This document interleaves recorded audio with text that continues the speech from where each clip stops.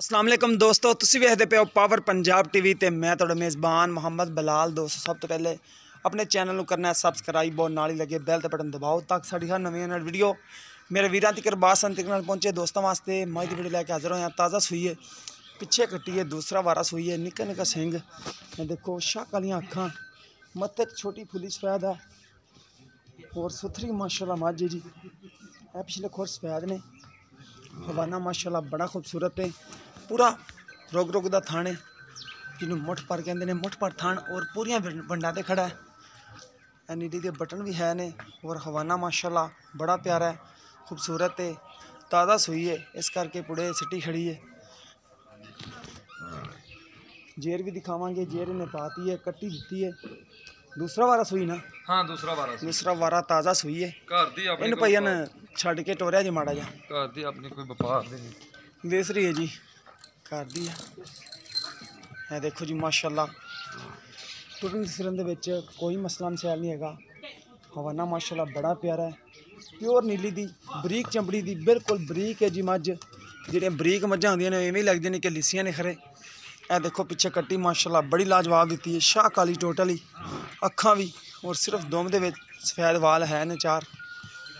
कट्टी माशाल्लाह बड़ी खूबसूरत है और चंगी मोटी ताज़ी कट्टी है माशाल्लाह।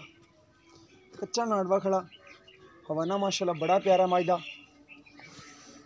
देखो हड्डी एक खूबसूरत, टाका देखो माशाल्लाह बड़ियां लाजवाब ने। मझ माशाल्लाह बड़ी खूबसूरत है, दुध देने वाली मझ है और नीली बार दी है। हवाना माशाल्लाह बड़ा प्यारा मजदा, जिन्ना है माशाल्लाह कैमरे की नज़र है। वीरां नाल करनी तसल्ली, वीरां दी तसल्ली नाल साडी तसल्ली है। देखो जी माशाल्लाह ये भैया ना बंद हो तो आओ इत्थे।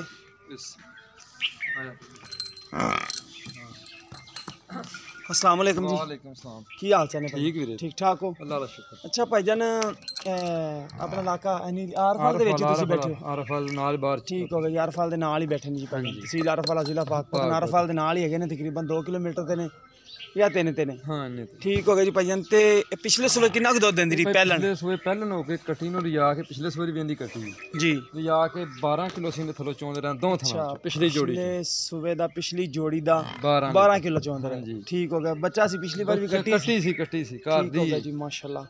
हुण कट्टी ने दुध पीता है? हाँ कट्टी दुध पीता, वेख लो ए देख लो माशाल्लाह काफी रजी हुई है कट्टी। ते हुण असि 7 किलो चोया कट्टी नु रिया। ठीक हो गया जी। ए बठल दे थले जेर पई है। ठीक हो गया, भी दिखा दियो। अच्छा एक कहंदा बोला तुसी काढ़ लिया 7 किलो बोला ए रात सूई है? हाँ रात सूई। ठीक हो गया, 7 किलो बोला जेड़ा तुसी कढ़िया हुणे दूसरा बोला खड़ा है ठीक हो गया जी। ते किन्ने दे आपां देनी है फाइनल? आ जाने दे कोई भरा आ जावे प्यार में बदे दा 2,90,000 रुपया मुੱਲ है।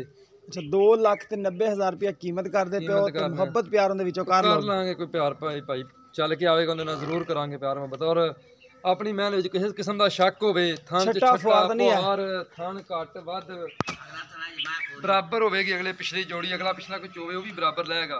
अच्छा गाड़ी पिछाड़ी बराबर रहेगी, पिछा किसी हर किस्म दी अपनी गारंटी होवेगी। ठीक हो गया जी।